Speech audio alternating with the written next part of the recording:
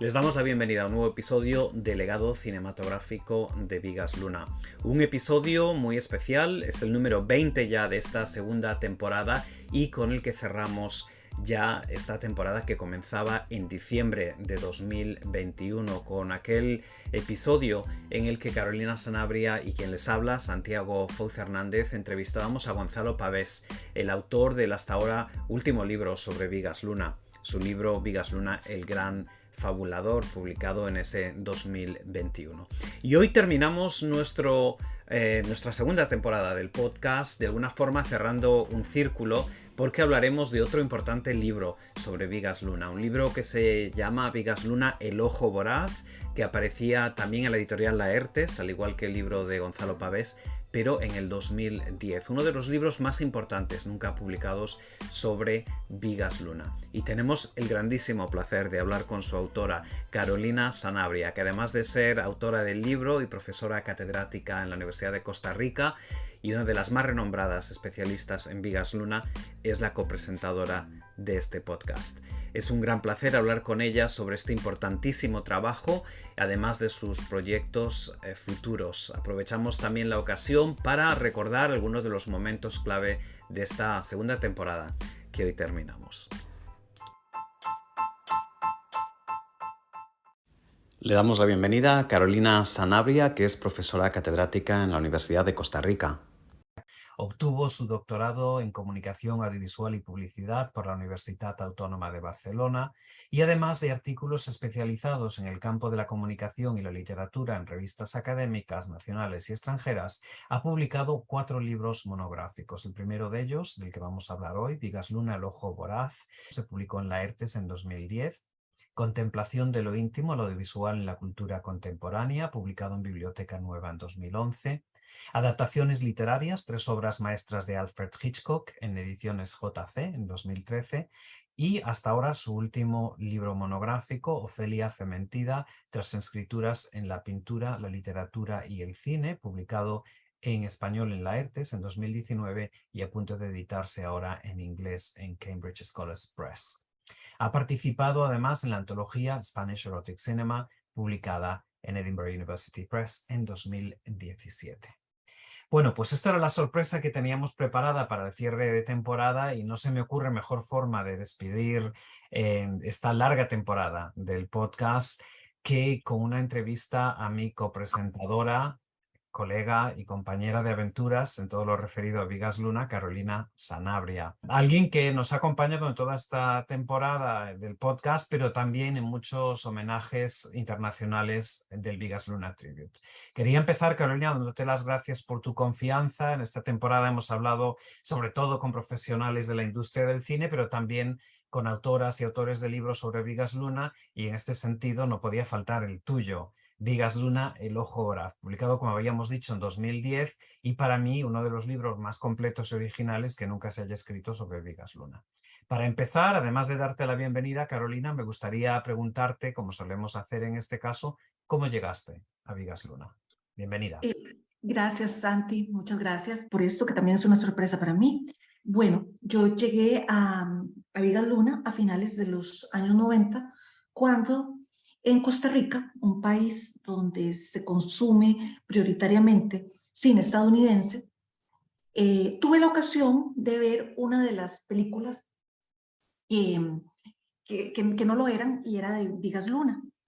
En realidad, ya te digo cuál es, pero para hacer justicia, se habían presentado en salas minoritarias La Teta y la Luna, recuerdo haber ido a ver, y no estoy segura de Huevos de Oro.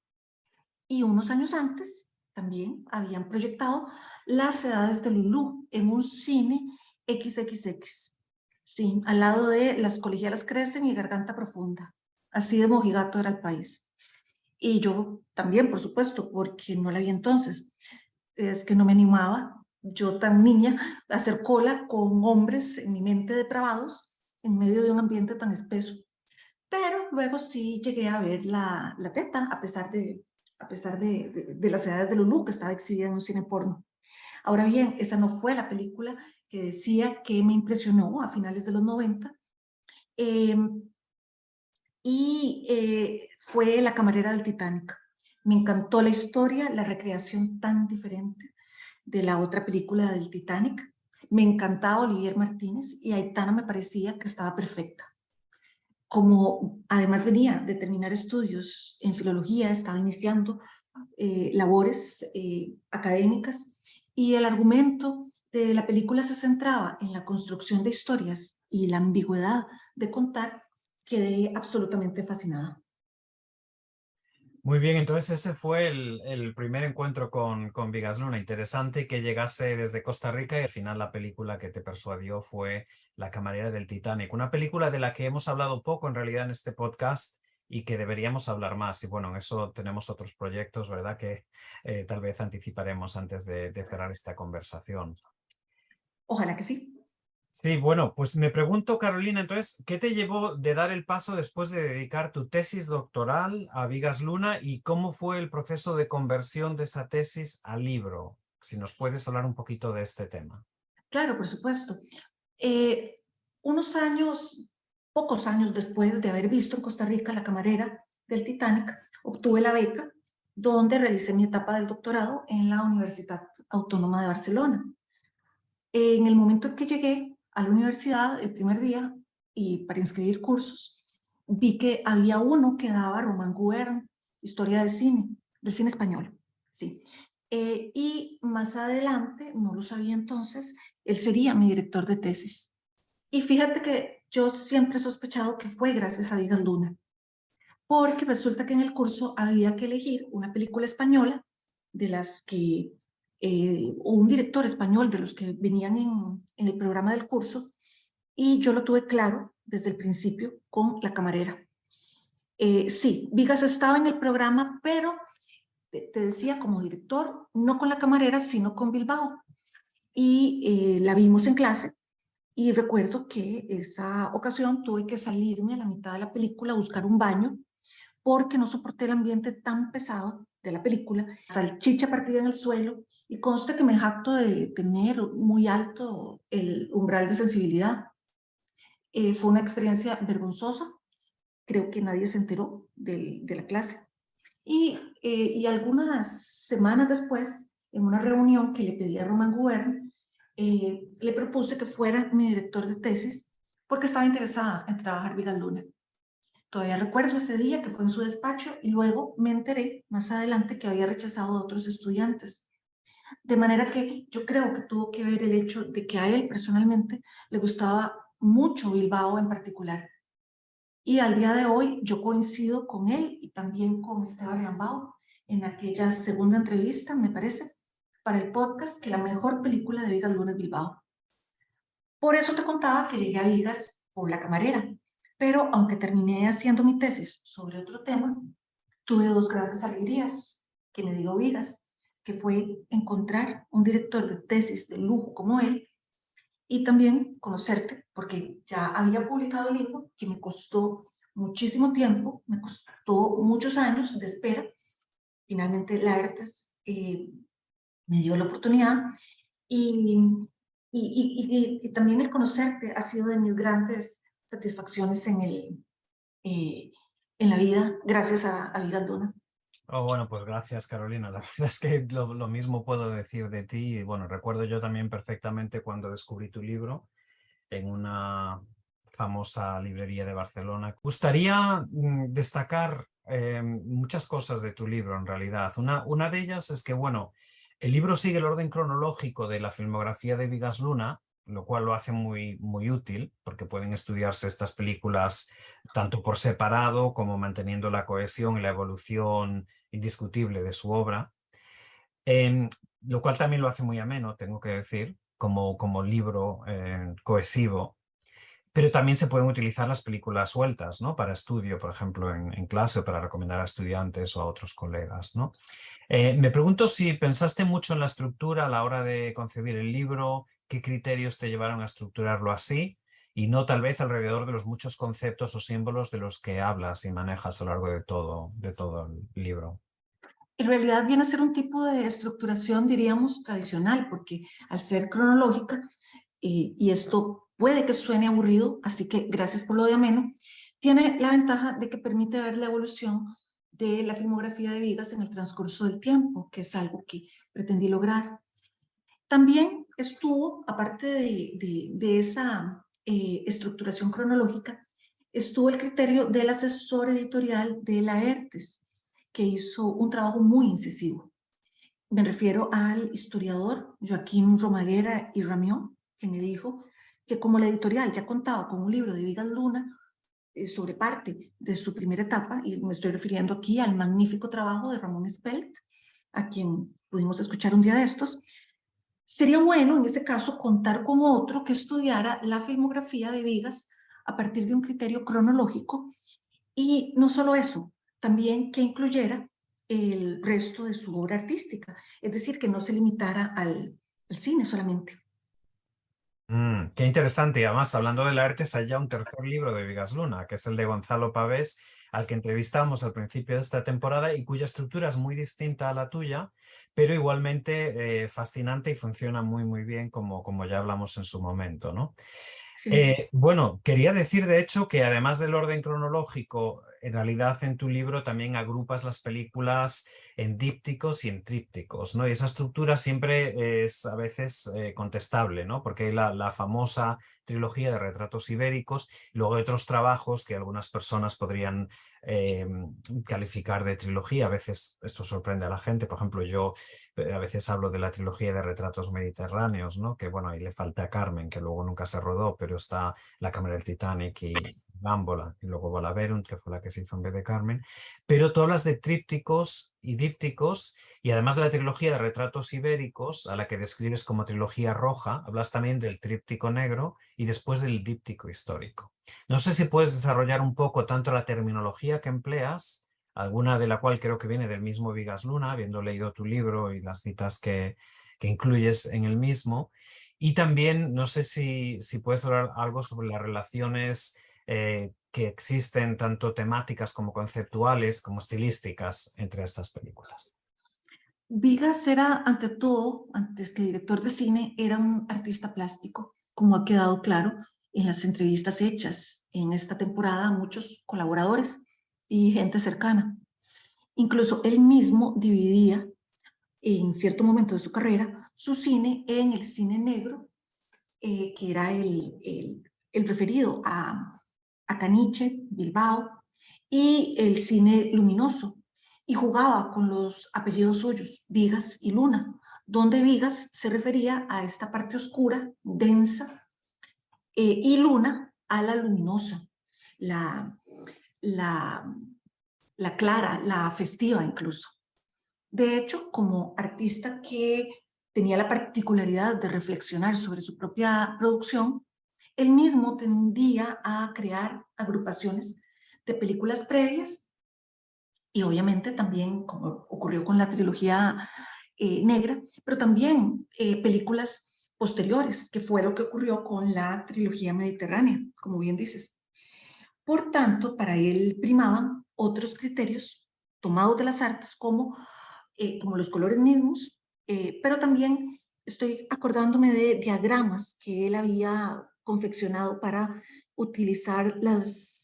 ilustrar, perdón, las relaciones cruzadas en esa misma trilogía mediterránea. Eh, por ejemplo, para ilustrar las relaciones entre los personajes de Silvia, Benito, los padres, igualmente, como te decía, con la paleta de colores, con la que definió algunas de esas primeras películas. Personalmente, entonces, quise retomar el concepto para referirme a la trilogía mediterránea con el rojo, aunque en estos momentos lo reconsideraría porque también estaba Lola, que abundaba en esos tonos, y algo de eso ocurría con Lulú.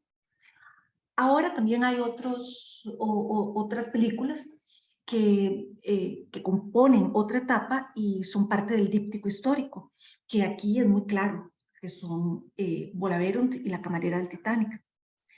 Lo que pasa es que con una producción tan variada de películas que toman elementos históricos, del thriller, religiosos, resulta necesario categorizar para estudiar su obra.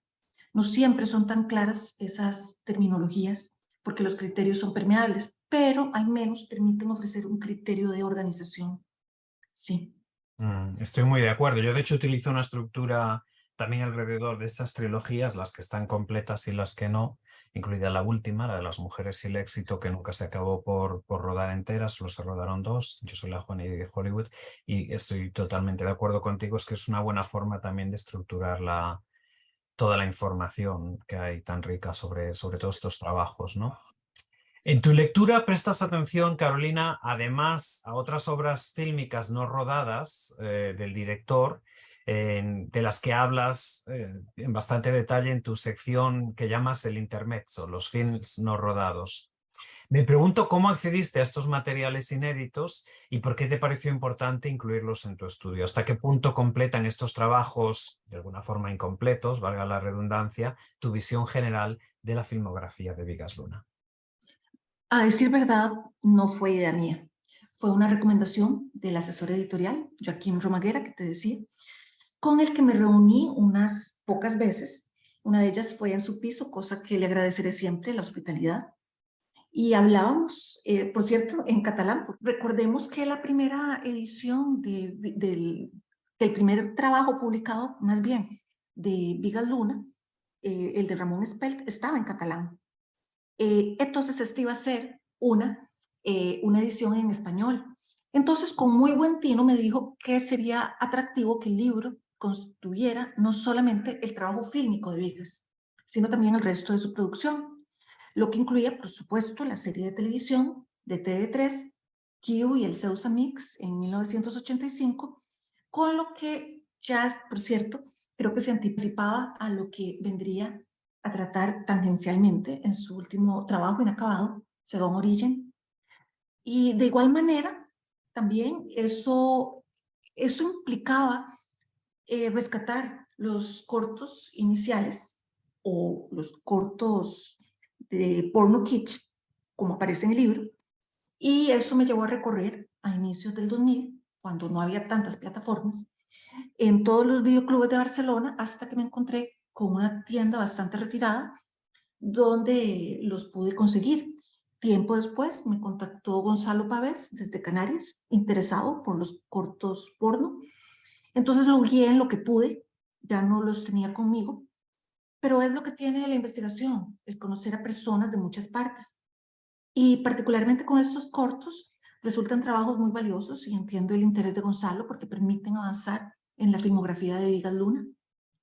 Y algunos incluso los retomen algunas películas, Bilbao, Caniche, incluso las edades de Lulú, pero el espíritu, no solo los códigos gráficos, es lo que se mantiene y se reelabora, ¿sí? De hecho, esos cortos se incluyen ahora en una edición especial en Blu-ray de Caniche, que sé que ahora están en circulación un poquito más amplia, pero desde hace muy poquito, desde hace unos meses. Tu libro fue uno de los primeros también, Carolina, en considerar no solo esas obras incompletas de cine, sino también, o bueno, incompletas, me refería también a algunos guiones no publicados, ¿verdad? De los que también hablas. Pero además, obra artística de Bigas Luna más allá del cine. Por ejemplo, dedicas espacio a hablar de sus obras en videoarte, pintura, escultura e incluso teatro, dedicándole una sección del libro a la significación de las comedias bárbaras en Sagunto en 2003. ¿Cómo crees que se relaciona esta obra plástica con la filmografía de Bigas Luna? Hablaste ahora un poquito de por qué lo introdujiste y quién te dio la idea, pero ahora que has hecho el trabajo, ¿qué crees que aporta esa obra plástica no fílmica al entendimiento de la obra cinematográfica de Bigas Luna? Sí, ahora que hablabas del 2003, yo vivía en España, en Barcelona, en 2003, y no me perdono no haberme enterado de la puesta de comedias bárbaras, porque además estamos hablando de Valle Inclán, y resultó un montaje, después me enteré, en Valencia, una mega producción dirigida por un director provocador como Calixto Vieito, y la producción incluía un botafumeiro gigantesco, galgos, caballos, eh, 40 actores, entre los cuales estaba Juan Luis Galiardo, 50 figurantes, todo con un presupuesto elevadísimo. Entonces recuerdo que cuando la editorial me lo planteó, yo estuve a punto de dejarlo porque me llevó a preguntarme si tenía autoridad para referirme a algo sin haber podido estar ahí. Recuerdo que lo hablé con Josep María Catalá, el otro de mis directores de tesis, a quien respeto muchísimo, y me comentó que él definitivamente se lo haría. Y me animó a que lo investigara todo lo que había acontecido alrededor de Comedias Bárbaras, y así me dediqué a hacerlo. Entonces, me enteré de pormenores, que, como por ejemplo que previo a cada función se ofrecía a los espectadores queso de teta y pan gallegos, junto con vino blanco y orujo. Entonces aquí tenemos el componente gastronómico que podemos apreciar en su filmografía. Este componente, por cierto, tampoco usual en el teatro, retoma fundamentalmente esto que va a presentar con más detalle en la trilogía mediterránea.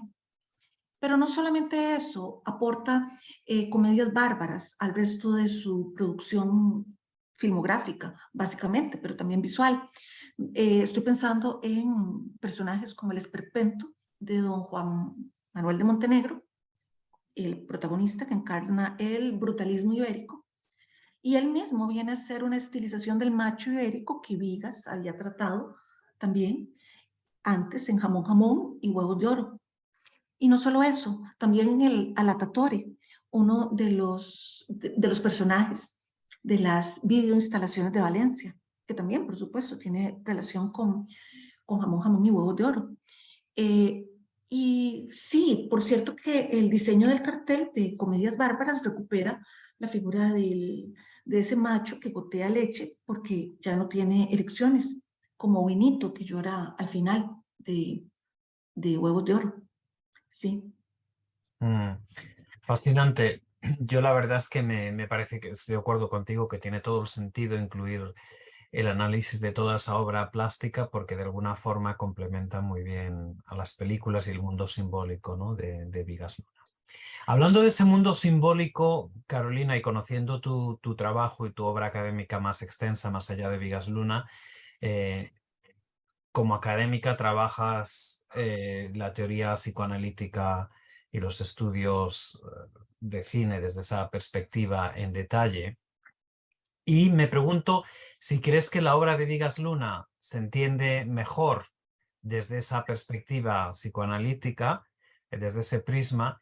Y también una pregunta que me hago a mí mismo y que hago a muchos colegas en la profesión. ¿Qué equilibrio consideras que debe existir entre la parte más teórica y más conceptual a la hora de estudiar a un autor como Vigas Luna o el contexto sociohistórico que, como hemos visto, tiene tanta importancia también en sus películas? Tal vez crees que debe haber un equilibrio o concibes estudios que casi ignoren uno de estos dos puntos de vista. Sí, claro, por supuesto. El contexto sociohistórico es importante, sobre todo porque Vigas era un gran observador de su entorno y eso permitía llevar a la creación de algunos personajes. Eh, Eso en cuanto al contexto histórico y sin hablar de la investigación que está detrás de La camarera del Titanic y de Olaverum, eh, porque le da pues cohesión a la obra, todos los detalles que componen lo que viene a ser la significación de la producción misma. Estoy pensando en la escena en la escena de la cena de Bolaverunt, donde incluso él había investigado cómo era que comían se ponían encima mantas para comer, para disfrutar mejor la comida. Pero ahora que mencionas la teoría psicoanalítica, yo creo que también para uno como espectador, ofrece buenas herramientas para ese análisis fílmico, eh, como ya lo plantearon los teóricos franceses en su momento. Lo que pasa es que tampoco tiene que hacerse encajar forzosamente. Lo que ocurre es que en buena parte del cine de Vigas, sobre todo el de sus inicios, algunos ejes gravitan en torno a conceptos que pueden explicarse mejor a la luz de esas teorías, como por ejemplo el complejo edípico que se aprecia en algunos de sus personajes como Leo de Bilbao, John Hoffman de Angustia, pero querría centrarme en el caso concreto, del cual no hemos hablado mucho, de Angustia, que es una película, que trata de una película, en donde está la historia de un hombre dominado por su madre que lo hipnotiza y entonces se dedica a extraer los ojos de sus víctimas. Entonces aquí la teoría psicoanalítica nos permite entender que desde el apellido, y no creo estar sobreinterpretando, hay una alusión a Eta Hoffmann, el famoso escritor del Hombre de la Arena, sobre la figuración que utilizaban las madres para asustar a los niños que se resistían a dormir. Les decían que si no se dormían venía el hombre de la arena. Entonces este hombre cargaba una bolsa, le lanzaba arena a los niños que se resistían a dormir y les sacaba los ojos. Y esto, pues, en la película hay un plano particularmente que a mí me recuerda esta imagen que yo tengo de este personaje. Sí, el relato, por cierto, lo estudia Freud a partir de un ensayo muy hermoso que se llama Lo Siniestro, donde se refiere a ese cuento, en el que retoma el temor infantil a la pérdida del órgano visual como el peor de todos para los niños. La actividad también a la que se dedica el protagonista es a extirpar los ojos, lo que asusta particularmente a las dos niñas que están viendo la película. Además, el protagonista tiene una relación muy complicada con su madre, y esto me remite al caso de que Freud había hablado de que lo siniestro es lo familiar vuelto extraño por el proceso de represión, como le ocurre el mismo Hoffman con su madre, que lo manipula y lo hipnotiza. Evidentemente, en este caso se trata de referentes que cuanto más se tengan, resultan mejor para analizar y entender mejor las películas, pero como ocurre con Hitchcock, a quien por cierto Vigas homenajean esta película, aquí funcionan como capas, y cuanto más se manejen mejor. Es decir, se puede entender y disfrutar Vigas a un nivel general, pero si se amplía más, si se investiga más, mejor todavía. Muy bien, Carolina, has dado un ejemplo perfecto en el caso de Angustia, ¿no? Para entenderla desde un punto de vista psicoanalítico y también, como dices, con las referencias a Hitchcock. Hablando de simbología, los ojos es un símbolo muy recurrente en la filmografía de Vigas Luna, ¿no? Precisamente el énfasis en la mirada y los mirones y los voyeurs y esto de lo que hablas también en detalle en tu libro. Pero pensando en la simbología en general de todas las películas y el mundo simbólico de Vigas Luna del que se habla tanto, de todos los símbolos, tal vez haya uno o dos que te llamen la atención especialmente. ¿Con cuáles te quedas? Como director, con un sello erótico, aunque no me gusta verlo en esos términos porque implica cierto reduccionismo, pero Vigas tiene una gran infinidad de símbolos, como los labios rojos, que se repiten en muchísimas películas, o las lactatio, que componen imágenes preciosas. Me quedaría con la lactatio, que no en vano Gonzalo ilustró su libro con la teta de Estrellita, de donde emana leche, como si fuera un surtidor. Pero personalmente me gusta mucho la figura de la lactatio. Personalmente me decanto con cierta crítica hacia otra imagen que resulta una imagen potente, perturbadora acaso, y es la del pescado con la salchicha en la boca de Bilbao. A mí me resulta, en términos de Roland Barthes, un plano de carácter punzante. Representa la etapa de Vigas como diseñador, que da cuenta del surrealismo de sus inicios, con una imagen tan sugestiva como esa. Y justamente es que ese plano viene a dar cuenta del mundo urbano y sórdido de Leo, y a estar en consonancia total con la psicología y la complejidad del personaje, porque mezcla elementos congruentes, el mar con lo procesado de la tierra, dispuesto para la fotografía, a lo que se dedica Leo como buen obsesivo, y la enmarca el pescado con la salchicha en la boca, en esa pica cerrada, como resulta su vida, claustrofóbica, a pesar de que se mueve en sitios públicos y también entre mujeres distintas e inconsonantes. Pero sí, diría que el que me resulta más sugestivo es el, el plano del pescado con la salchicha en la boca. Ahí coincides con Vigas Luna, ¿no? Que en vida dijo que era una de sus imágenes favoritas de su filmografía, junto a la imagen de Penélope Cruz, jamón jamón, sosteniendo los huevos del toro de Osborne de camino al bar, ¿no? A su encuentro Sí, con el personaje de Javier Bardem. sí, es To- cierto, es otra imagen potente, sí.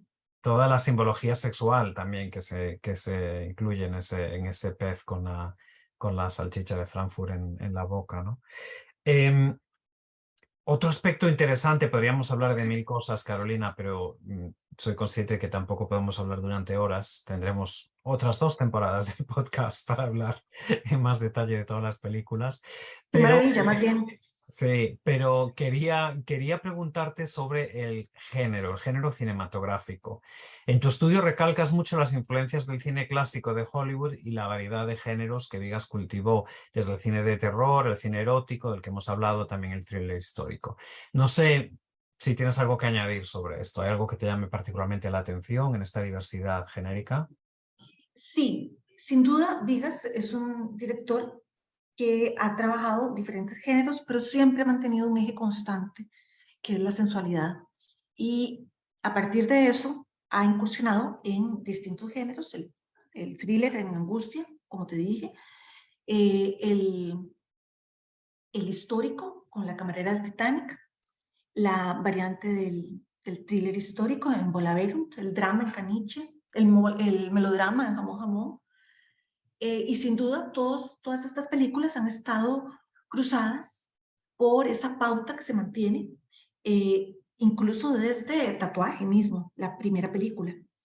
En un inicio, a mí me llama mucho la atención que ese eje de la sensualidad, del erotismo, ha evolucionado, porque en un inicio era un cine inclinado más, pienso, a un erotismo sórdido, donde los cuerpos se mostraban casi desencantados, colgantes, como si fueran cerdos, y evoluciona a un cine más abierto, podríamos decir comercial, con las edades de Lulú, hasta perfilarse por un erotismo más depurado, más estilizado, en consonancia con el entorno, como lo vemos con la trilogía ibérica.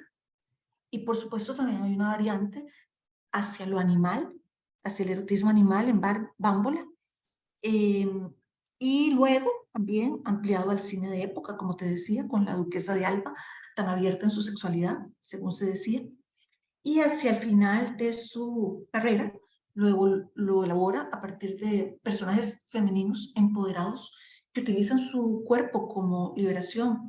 Y estoy pensando en Juani y Didi. Básicamente, pues eso sería una cosa que me llama mucho la atención, que dentro de todos los géneros que cultivó, el que la constante que se mantuvo estuvo en la sensualidad y aún así la sensualidad evoluciona. Qué buen resumen, Carolina. Pasa un poco de lo sórdido a lo más sensual, más romántico, ¿no? En otros entornos muy distintos. Y aún así con sus luces y sus sombras, ¿no? En las 2 últimas películas que mencionas. En el libro también haces alguna observación y reflexión sobre las adaptaciones literarias. Yo no sé si quieres comentar algo sobre esto, ahora que hablas de Bolaveron, por ejemplo. O Sí, sea, claro. De hecho, es uno de los puntos que he venido trabajando últimamente, y que empecé, digamos, con Vigas. Vigas tiene dentro de sus películas sobresalientes aquellas que son de argumento propio o están en colaboración con otros, como con Cuca Canals, a quien lograste entrevistar. Enhorabuena. En cambio, las películas adaptadas que tiene Vigas de textos literarios fueron 5 y todas homónimas. Me refiero a Tatuaje, que vino a ser la primera, la ópera prima, de una novela negra de Vázquez Montalbán. Luego siguió Las Edades de Lulú, de la novela de Almudena Grandes. Después vino La camarera del Titanic, de un escritor francés, Didier Decoing, seguida por Bolaverunt de Antonio Larreta y finalmente Manuel Vicente. Aquí tenemos a 4 españoles y un francés.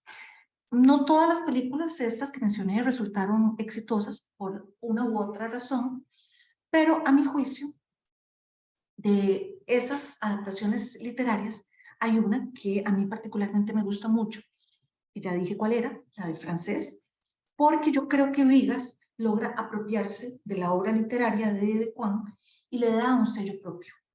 Porque si tomamos como punto de partida las relaciones entre cine y literatura, suele creerse en lo siguiente, en el prejuicio de que la obra literaria es superior a la película. Entonces tenemos dos criterios, como lo señala Sánchez Noriega, el primero que es cuantitativo, él dice la novela es más que la película, y el segundo cualitativo, la novela es mejor que la película. Solo que en este caso, la novela de De Quan resulta, por lo menos a mí, de una calidad inferior, no en relación con la película, sino en relación con lo que se podría esperar de una obra literaria estándar. Pero lo que Vigas hace más bien en su adaptación es que la llena de contenido que la novela está ausente. Y estoy pensando básicamente en la ambigüedad que está presente de principio a fin de la película. Se ha dicho, se suele decir que la palabra tiene la capacidad de evocar significaciones, pero aquí podemos ver lo contrario, que el estilo, la narración que utiliza Vigas con recursos tecnológicos como disolvencias, fundidos, dota a la película de un clima de sumo lirismo, de una ambigüedad muy poética, y no deja en claro aspectos que sí se aclaran en su momento en la novela. Y esto para mí resultó algo pues mucho más productivo.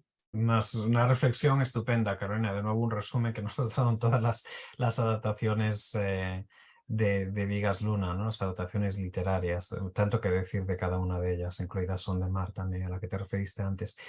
Quería comentarte también, bueno, el hecho de que tu libro se publique en 2010, que es el año en el que se estrena Didi Hollywood, la última película de Vigas Luna en vida. Por tanto, tu libro termina con Yo soy la Juani, editada en 2006. Después de Didi Hollywood también hubo dos películas póstumas, un documental terminado por Santiago Garrido Rúa. Yo no sé si te planteas revisar este libro. Antes hablaste de replantearte la estructura, por ejemplo, cosa que yo no creo que sea necesaria, pero sí veo que hay una oportunidad también para completarlo con estas nuevas obras y también con referencias a publicaciones que ha habido en los últimos 12 años, ¿no? Desde que ha salido tu libro, casi 13. No sé si quieres comentar algo sobre esto. Claro, claro, para empezar, mencionabas a Didi. Didi encaja muy bien en la obra de Vigas, y en particular con la última, Yo soy la Juani, a pesar de que hay un cambio en la actriz protagónica. Lo que pasa es que en Yo soy la Juani, el personaje terminaba diciendo que a pesar de todo iba a continuar con su sueño de ser actriz, y es aquí justamente donde retoma Didi Hollywood lo que Juani había mencionado, el sueño de Juani, en España, y ella parte a Miami como Benito González. Por cierto que a mí me llamó mucho la atención que fuera a Miami, a pesar de que ahí hay una industria muy fuerte de telenovelas, que es en lo que de hecho se pone a trabajar. Y que fuera Miami, no Los Ángeles, aunque esto bien pudo haber sido un guiño a Huevos de Oro. No sabemos ni tampoco importa en realidad. Pero no, pero como te decía, hay continuidad en realidad no solo con la Juani, sino también con el resto de su universo femenino, porque continúa desarrollando la idea de la mujer dueña de su vida, que entronca también con Lola, que tiene que hacer un balance entre lo que desea y lo que otros desean de ella. Pero no solamente a nivel argumental está esta relación, sino a nivel visual. Por ejemplo, lo vemos al inicio con las bragas que cuelga Didi y que remite a Son de Mar, el pintalabios rojo que recuerda a varias, y en particularmente a Lola, de nuevo a Lola. Y no solo el personaje, a mí también me llamó mucho la atención la vuelta que supuso a Estados Unidos y que tuvo que haber implicado para Vigas también, haber regresado a España después de haber vivido una etapa tratando de tener éxito. Termina su carrera, sin saberlo por supuesto, como Didi, y a partir de su vuelta a España, es lo que lo consagra. Pero sí, él también sufre un trayecto muy parecido a ellas. En cuanto a lo otro, que se me planteaba revisar el libro con una segunda edición que incluyera sí, justamente esta película, eh, no porque no fue, porque fue un trabajo que hice en su momento. Hay ocasiones en que me releo y me escandalizo y que digo, ¿cómo escribí esto? Y podría corregir unas cosas y añadir otras. Como te decía, oyéndote a ti hablar de tu libro, me entusiasma y me dan unas ganas locas de entrarle de nuevo, haciéndolo de otra manera, siendo más rigurosa. Lo que pasa es que tampoco creo que sea tan fácil encontrar editorial, pero no, es una etapa cerrada y lo mejor es continuar manteniendo vivo, de mi parte, su legado de otras maneras, como esta magnífica idea de los podcasts o de los Vigas Luna Tribute a lo largo de diferentes países. Mm. Muy bien, Carolina. Yo creo que sí que hay oportunidades y interés para reeditar la obra, ¿no? Pero bueno, de eso ya hay tiempo todavía, ¿no? Porque todavía sigue habiendo eventos de Vigas Luna que podías incluir, exposiciones y otras cosas que se podían incluir. Así que yo desde luego que te animo y no creo que haya tanto que corregir, más bien cosas que se pueden añadir, que siempre se pueden añadir. Quería preguntarte también, bueno, en realidad la siguiente pregunta que tenía ya la has contestado, que es sobre tu película favorita. Nos has dejado claro que una película muy influyente para ti fue La Cámara del Titanic y también que la que te parece mejor de alguna forma o más impactante fue Bilbao, cuyo primer encuentro fue bastante traumático para ti por lo que decías, pero que al final, qué bien que hayas tenido esa apertura de mente para al final considerarla una obra maestra, ¿no? A pesar de eso, yo vi que era una genialidad, pero si me preguntas por cuál me quedo, no te diría afectivamente, no diría ninguna de las dos.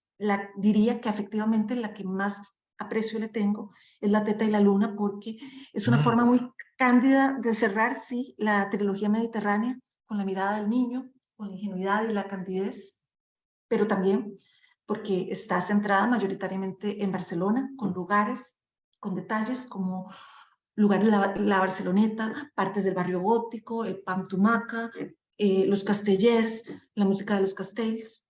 Y yo no puedo dejar de soñar con esta ciudad donde fui tan feliz y a la que sigo viniendo e incluso escapándome. Así que te diría que efectivamente La Teta y la Luna es con la que sí, me quedaría a nivel afectivo, a nivel cerebral con Bilbao, sí. Y a nivel romántico con La Camarera. O sea que tres obras muy importantes en la filmografía de Vigas Luna, pero también no del todo las favoritas, porque mucha gente cuando haces esta pregunta menciona Jamón, Jamón, ¿no? Para mucha gente la favorita es Angustia también, o sea que es interesante que digas esto. Es La Teta y la Luna, también una de mis obras favoritas. ¿Tuviste la fortuna, Carolina, de conocer a Vigas Luna en persona mientras realizabas la investigación para el libro? No sé si quieres comentar algo en lo referido a la investigación para el libro. ¿Cómo impactó esas reuniones que tuviste con Vigas Luna, tu investigación para el libro? ¿Qué aportaron? Además de ilustraciones originales que incluyes en el libro. Sí, tuve dos ocasiones de verlo. La primera fue en su estudio, en la calle, me parece San Gabriel, un lugar impresionante, muy bien decorado. Y estaba, por cierto, en la elección del casting de Yo Soy la Juani, que se había convocado a nivel nacional. Y fue un momento que me regaló con su tiempo y yo lo agradezco enormemente. Eh, Ese día, por cierto, me invitó a la inauguración que iba a haber esa noche en el Bar Moritz en Barcelona, por la calle San Antonio. Y esa renovación había estado a cargo del arquitecto Jean Nouvel, del cual él mismo había hecho un corto. Eh, yo fui esa noche, me lo dio, y después también lo incluí, por supuesto, en el libro. Y también me enteré que había estado trabajando con arquitectos para trabajos visuales y escribí, perdón, y descubrí una colaboración con los arquitectos Enrique Miralles y Enriqueta Tagliabue, de las que sobresale el mercado de Santa Caterina. Como ves, era un hombre muy prolífico y versátil. La segunda vez fue en el Hotel OM para afinar detalles. Y en ese caso me acuerdo que se había mostrado muy interesado en el proyecto ecológico en el que estaba inmerso y sobre todo, sabiendo de dónde venía yo, me preguntó si tenía ocasión de tener contacto él en un futuro por el tema del cacao ecológico, concretamente. Pero eso sí lo incluí, la parte ecológica, pero no tanto porque era apenas una parte más de lo que él mismo se estaba dedicando. Otra faceta y otro tema que da para otra entrevista en realidad y que me parece muy importante y además muy llamativo porque es algo muy actual y como siempre, pues bueno, muchos de los temas de las películas son verdaderamente pioneros, como ya hemos hablado en otras ocasiones. Pues bueno, antes de despedirnos, Carolina, todavía me quedan un par de preguntas. No puedo dejar de agradecerte tu colaboración tanto en este podcast como en los eventos del Vigas Luna Tribute, tus valiosísimas contribuciones, muchos de ellos en Barcelona, en Valencia, recientemente en Nueva York y sobre todo en Costa Rica, donde además tuviste un papel esencial facilitando todos los contactos y la organización. Desde tu punto de vista, ¿cómo fue la experiencia? No me refiero tanto a valorarla de forma positiva o negativa, pero si nos puedes hablar un poquito sobre cuál fue tu percepción de estos eventos, Carolina. No mencionaste Seattle, que fue donde nos conocimos la primera vez. Sí, Este, Seattle era un congreso, no era un evento de Vegas Luna Tribute, ¿verdad? sí, era un congreso, pero ahí nos conocimos y tenía que ver Sí, Viva Luna en eso. sin Eh, duda. sí, para mí ha sido una experiencia académica que no tiene comparación, que no tiene comparación en relación con lo que uno hace, que es dar clases, porque ha implicado alcanzar un público más amplio que el estudioso de cine. Ha sido ideal realmente. Fantástico, Carolina. Quería preguntarte también, bueno, tu experiencia con el podcast. Hoy es el último episodio de una larguísima temporada que acabó siendo más larga de lo que anticipamos tú y yo. Empezamos con la seguridad de hacer 10 episodios y hemos sobrepasado esa cantidad con creces porque realmente, pues bueno, han ido saliendo las entrevistas casi solas, ¿no? No sé si tienes algo que añadir a esto antes de escuchar una pequeña selección de citas de las personas a las que hemos entrevistado. No sé si quieres destacar alguna de las entrevistas, alguna experiencia de este podcast. Lo que querría destacar de la experiencia de este podcast que nunca había hecho es que pues ha sido una etapa muy positiva, diferente de lo que uno hace en la vida cotidiana, que también me ha permitido conocer a personas de las que no sabía nada, y no solo me refiero a Betty y a Celia, que son estupendas, sino también ya lo conocía, pero haber tenido la oportunidad de hablar con Esteban Riambao, haber conocido a Abel Folk y a Ramón Espelt, cuyas entrevistas guardo un especial recuerdo. Y, y sí, me entusiasma la idea de poder continuar con esas temporadas que siguen de podcast, claro que sí. Muy bien, Carolina, pues vamos a escuchar, si te parece, vamos a compartir con nuestros oyentes no los mejores momentos, porque sería muy difícil seleccionarlos, sino un pequeño recuerdo muy breve de cada una de las entrevistas de los episodios de esta segunda temporada.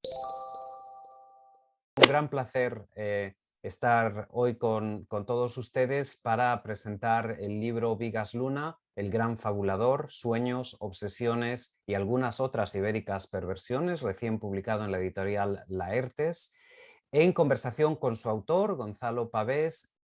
De las figuras clave, yo creo que irrepetible, también original y única, del panorama del cine contemporáneo. Este cineasta catalán, para mí, desde luego, no es un cineasta cualquiera, porque su cinematografía realmente está marcada por un sello personal que es bastante identificable. Y hoy estoy con el doctor Esteban Riambao. Tampoco es solamente un cineasta, es decir, él esta actividad artística la sigue desarrollando con la pintura, con las artes plásticas, con el diseño, con exposiciones y por lo tanto tiene un espectro bastante más amplio que lo que sería un cineasta convencional. Bueno, pues hoy tenemos el gran honor de contar con la presencia de Consol Tura, directora de casting de muchas de las películas de Vigas Luna. Piensa que Javier ya habías hecho una participación en Las Edades de Lulú, que es cuando lo conocimos. ¿Vale? Entonces, Vigas ya tenía claro que lo quería y lo teníamos que hacer una prueba también para ver si podía dar otro perfil de personaje. En el caso de Jordi Moya, pues se hizo un casting más abierto, pero es que él enseguida encajaba con el personaje. Y Penélope Cruz también la presentó Catrina Bayonas, que en aquel momento le hacía como de representante ya en sus inicios, y vimos que el trío este funcionaba de maravilla. Muchísimas gracias, Betty, por aceptar nuestra invitación. Queríamos empezar preguntándote si podrías compartir con nosotros algún recuerdo que tengas de tu padre en concreto en su faceta como director de cine. Bueno, a mí siempre me viene a la cabeza la preproducción de las películas. Él, desde que tenía la idea de que quería involucrarse en una película, a cómo contándola a los demás y tal, iba cogiendo forma, y su capacidad de involucrar a un montón de gente para cada proyecto. Tenemos esta vez el honor de contar para nuestro podcast de hoy con el profesor emérito de la Universitat Autónoma de Barcelona, Román Gubern. Su primera idea era hacer una película basada en Vázquez Montalbán. Dice, mira, como no estoy muy seguro, pues es un novelista consolidado, reconocido, y bueno, empezaré por Vázquez Montalbán, bueno, como tú quieras. Y entonces se lanzó con Bilbao, caramba, Bilbao fue es una obra maestra. Bilbao es una obra maestra, punto, ¿no? Hoy tenemos el gran placer y honor de contar con la presencia de Carmen Chávez Gastaldo, una guionista de cine que además trabajó con Vigas Luna en sus últimas películas en vida. Pues había una chica que iba a su casa a trabajar que se llamaba la Juani, y entonces yo empecé a comentarle cosas. Pues mire, esta chica, pues qué curioso que le pasa, hace esto y me ha contado no sé qué y tal. Entonces me dijo, ¿por qué no vas escribiendo cosas porque me parece interesante, ¿no? Eso que me cuentas. Y bueno, pues así surgió Yo soy la Juani, cuando acabé de consultarle notas y cosas que había escrito sobre el personaje, me dijo, ostras, tío, es que veo una película aquí. Yo creo que hay una película. Hoy tenemos a una invitada muy especial, Celia Orós. Hola, Celia. Hola, ¿qué tal? Celia, esposa de Vigas Luna y colaboradora en muchos de sus proyectos, aparece también en el documental póstumo Vigas por Vigas. Lo de pintar le relajaba mucho y le permitía tocar la materia, es decir, él siempre dijo que las películas, mejor dicho, que los cuadros enfrente de las películas tenían la ventaja, entre comillas, de que los podía tocar, ¿no? Podía tocar lo que ponía, la materia que ponía, o las hierbecitas que les incluía, o las tintas con las que pintaba, o las infusiones de té que también lo hacía, o un pintalabios, o cosas así. Eran cosas tangibles. Luego también en Volaverum también aparece la secuencia de los ortolans, de las cenas aquellas que comían estos pajaritos diminutos, que no encontrábamos por ningún sitio, y al final un amigo nos trajo no sé de dónde, hicimos todo el ritual. Hoy le damos la bienvenida al actor Abel Folk, que interpreta al padre de Tete en La Teta y la Luna. Empecemos con los orígenes. ¿Cuándo y cómo surgió el contacto con Vigas para filmar esta película, La Teta y la Luna? Era una época en que yo había hecho bastante cine y había hecho bastantes cosas, bueno, con mucha visibilidad aquí en Cataluña y tal, y en el cine en España. Y un día me llamó Vigas para proponerme esto, me llevó muy amablemente, me invitó a una comida en un restaurante estupendo de Barcelona. En los últimos 40 años de historia de cine tiene dos personajes que son un poco fundamentales, ¿no? Uno es Almodóvar y el otro es Vigas Luna. Creo que son los dos creadores cinematográficos con un universo más personal. Una entrevista que nos hace especial ilusión. Hoy tenemos con nosotros a Cuca Canals, coautora de los guiones de la trilogía ibérica. Creo que la primera vez que yo oí hablar de Jamón Jamón fue un día que Vigas me dijo, quiero escribir una historia de una chica que llora cuando pela las cebollas para hacer la tortilla de patatas. Y entonces cuando me dijo esto yo me quedé pero alucinada, ¿no? Pensé, chapó, ¿no? Alguien que quiera hacer una película sobre eso. Entonces, a partir de aquí me empezó a hablar de los monegros y de Aragón, y creo que a partir de aquí empezó allá a forjarse la trilogía ibérica. Entonces, me empezó a hablar de que además le gustaría hacer un retrato de la España profunda, que es Jamón Jabón. También me habló que también le encantaría hacer una historia de un chorizo, que es la historia de Huevos de Oro. Y bueno, y luego también me habló de que le gustaría mucho retratar el país que le había visto nacer, que era Cataluña. Hoy entrevistamos a las comisarias de la exposición 30 años de Jamón Jamón, que abre la semana que viene en Valladolid en el contexto de la Seminci. Bienvenidas Betty Vigas y Vicky Calavia. Era un autor polifacético, no solo cineasta, sino que tocaba todo tipo de artes plásticas. Y finalmente la recondujimos para hablar sobre la película.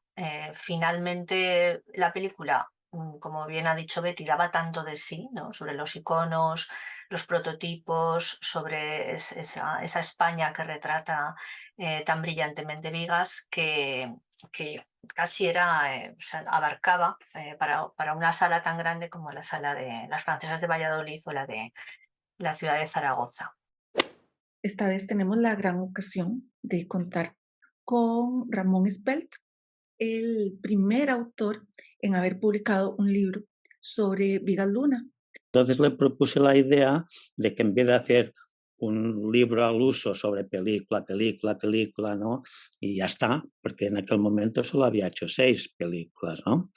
Y le propuse conocer yo, que me facilitara él los documentos y dar a conocer todo lo que había hecho antes de llegar al cine y cómo este mundo se interrelacionaba con las películas, ¿no?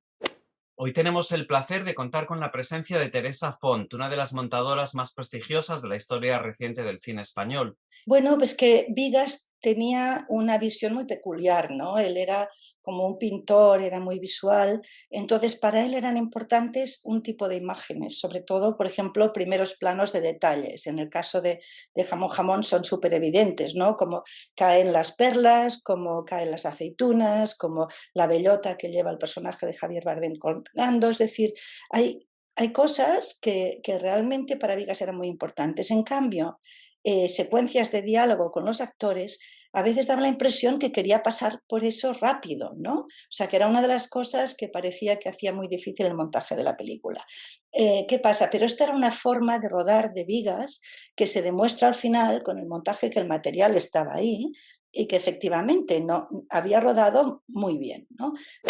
Hoy tenemos el placer de hablar con uno de los mezcladores más importantes de la historia del cine español y catalán, Ricard Casals. Cuando todo era 35, que eran grandes bobinas, que llegaba una furgoneta con las bobinas y pesaba todo mucho, solo podían ver todos los sonidos cuando estaban montados en todas las máquinas y se iban haciendo premezclas y lo iban viendo. Lo demás estaba en la cabeza del montador. Bueno, hay 2 detalles de angustia. El Dolby Stereo permite que tengas 3 canales en pantalla, izquierda, centro y derecha, o sea, llenas toda la pantalla, y después un canal ambiental que normalmente es por detrás y por los lados, que es ambiental, que no debería tener mucho un sonido importante.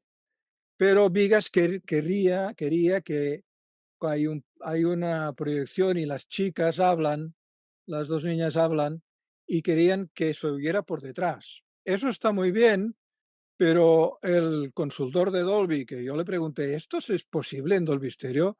Digo, sí, no hay problema.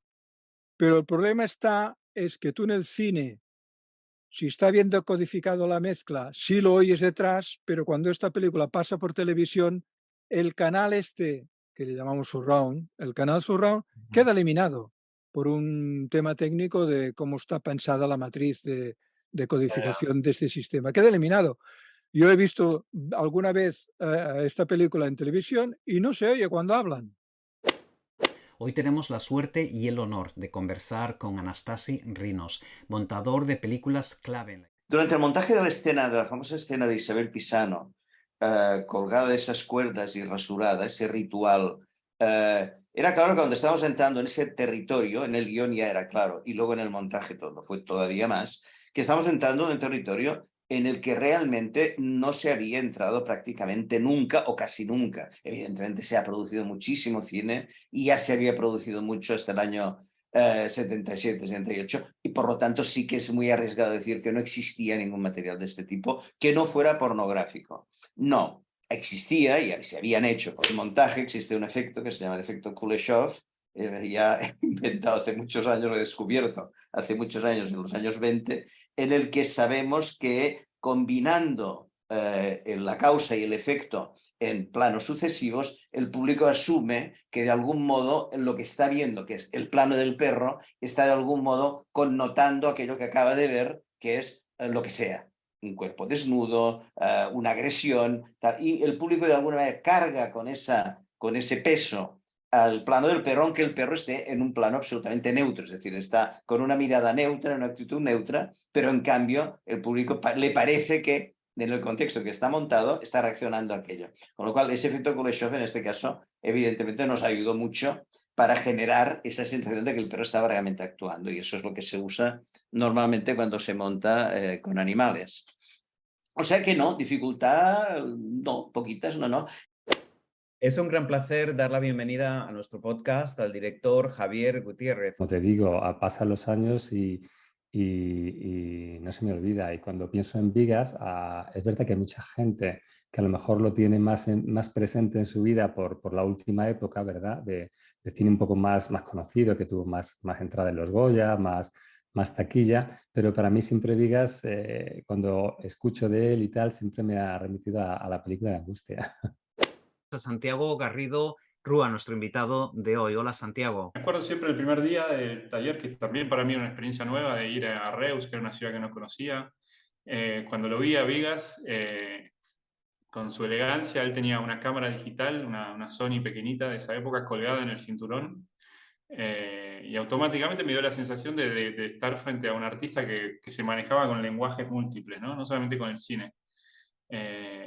Empezó el primer día del taller con ciertos rituales, así como estos rituales vitales que tenía, como entrar piedras que había recolectado en el mar esa mañana y ponerlas en el escritorio, y crear ya como un ambiente que no existía en ese momento, que yo no conocía, y ese fue el primer día de entrar al mundo de Vigas, ¿no?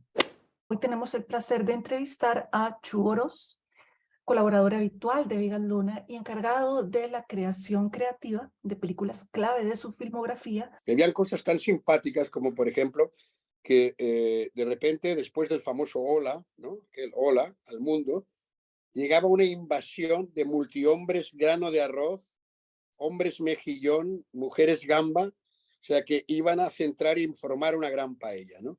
Entonces, esto es factor común, ¿no? Estábamos trabajando y en Jamón también aparece la gran paella, la paella. Claro, al final estamos siempre con el espíritu deportivo o no deportivo, pero el mensaje os lo podéis imaginar, ¿no? Que es brutal, el que aparecen 50.000 actores, ¿no? Que forman una paella en el centro del estadio. Bueno, pues después de escuchar esta selección de momentos importantes en el último año para nosotros, toda la gente que ha tenido la generosidad de ofrecer su tiempo, quiero aprovechar para aclarar de forma totalmente gratuita. Este es un podcast divulgativo que hacemos como parte de nuestra labor investigadora. Evidentemente nadie nos paga por hacerlo ni tenemos publicidad. Si alguna vez se colase algún anuncio en el podcast sería porque absolutamente todo lo que utilizamos es de forma gratuita, incluida la plataforma Anchor, que es la que utilizamos para grabar, editar y diseminar este podcast, pero vamos, que nosotros no tenemos ningún tipo de monetización, como se dice, ¿no? del podcast, y a nadie que ha participado con nosotros le hemos pagado, ni tampoco nadie nos paga a nosotros, ¿no? Pero me gustaría preguntarte, Carolina, si tienes algún momento especial. Hemos escuchado algunos momentos que no son, como digo, los mejores necesariamente. Cada persona tendrá sus momentos que recuerda con más cariño o más importantes o más reveladores. Yo tengo los míos, que no son exactamente los que he puesto necesariamente, pero no sé si tienes algún momento especial, algún recuerdo especial, alguna anécdota que te marcase especialmente, algo que hayas aprendido con las entrevistas que no sabías antes. En realidad con todas, de todos aprendí muchísimo y esto es algo que también uno agradece. Pero probablemente por la cuestión afectiva, el que recuerdo con especial cariño es el que tuve con Román Gubern que lo hicimos en su casa en plena pandemia. También lo tuvimos con Esteban Rembao y que igualmente agradecida estoy con él, pero fue muy simpático porque él nos atendió en su casa, y habló fenomenal. Entonces, diría que el de Román Gubern. Y gracias, Carolina, por ese podcast. Por cierto, de verdad. y Santi, ¿y tú? Pues yo, bueno, yo tengo muchos momentos también que nunca olvidaré en realidad de este podcast. He aprendido muchísimo en esta temporada. Como sabes, la primera temporada fue la presentación del libro, en la que tú también participaste, el libro Legado Cinematográfico de Vigas Luna. Y en esta segunda temporada decidimos hacer entrevistas. En realidad la idea era hacerlo a profesionales de la industria del cine, pero comenzamos con Gonzalo Pavés, que fue una entrevista fantástica a finales del año 2021, en diciembre, que fue la entrevista que lanzó la temporada, que terminamos ahora contigo, con otra autora de un libro sobre Vigas Luna. Has mencionado también a Spelt, o sea que hemos tenido una buena mezcla de profesionales de la industria y también de autores y autoras que trabajan en Vigas Luna. No sé, yo destacaría las coincidencias que, atando hilos de distintas entrevistas, han resultado interesantes. Por ejemplo, en la entrevista que mencionabas antes a Cuca Canals, Cuca habló del origen de Jamón Jamón como una idea alrededor de una chica que pelaba cebollas y hacía tortillas de patata, ¿no? Más adelante, Teresa Font, en su entrevista, nos dijo que había tenido que descartar algunas imágenes a la hora de hacer el montaje de Jamón Jamón en el que Silvia aparecía pelando cebollas para la tortilla.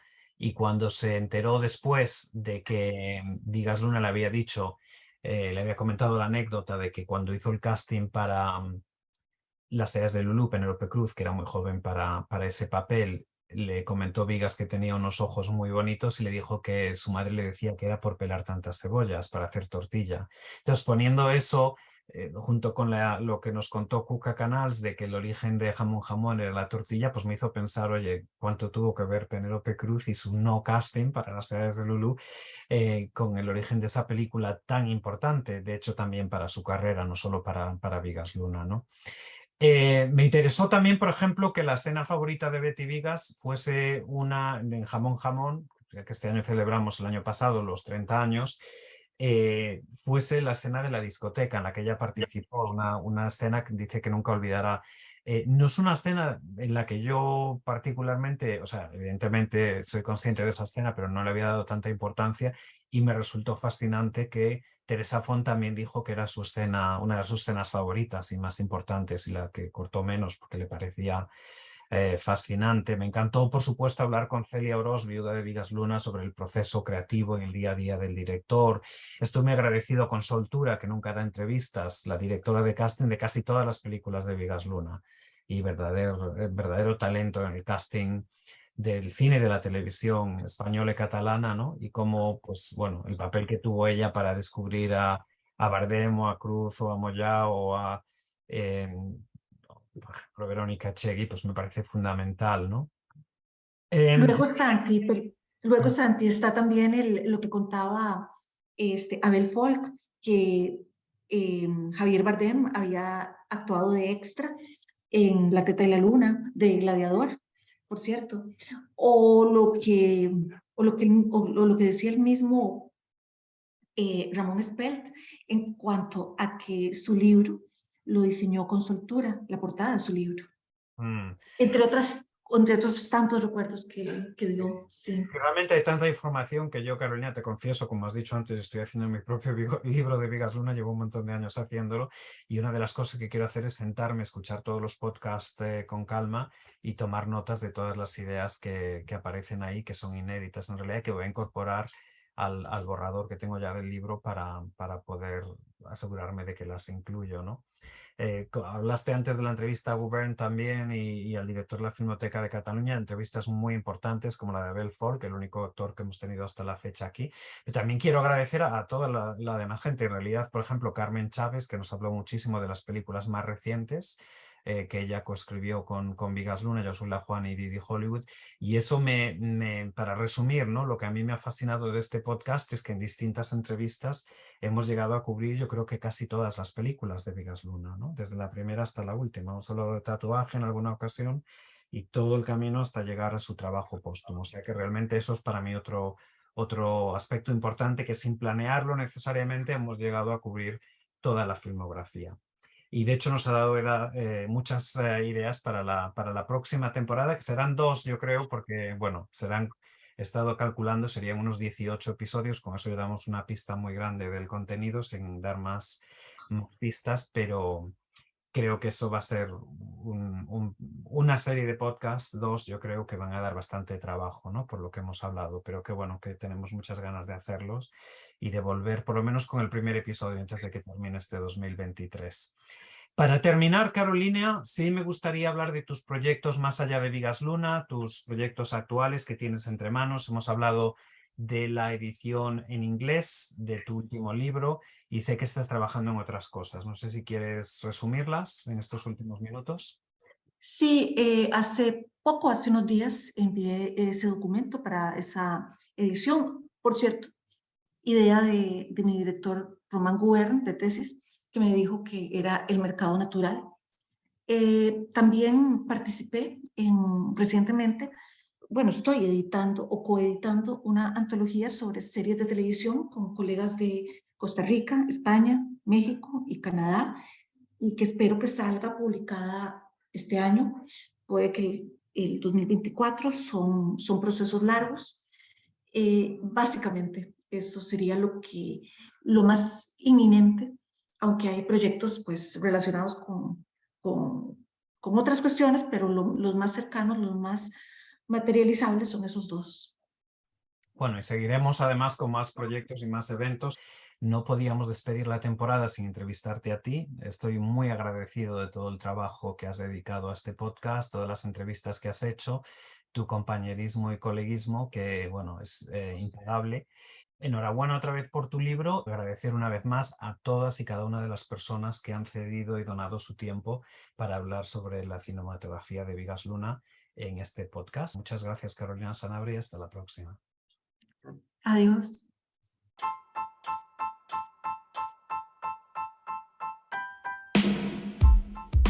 Le damos las gracias una vez más a la profesora catedrática Carolina Sanabria de la Universidad de Costa Rica, no solo por esta detallada entrevista sobre su libro, sino también por todo el trabajo que ha hecho para este podcast, especialmente en esta temporada 2 que despedimos hoy con este episodio número 20 que esperamos hayan disfrutado.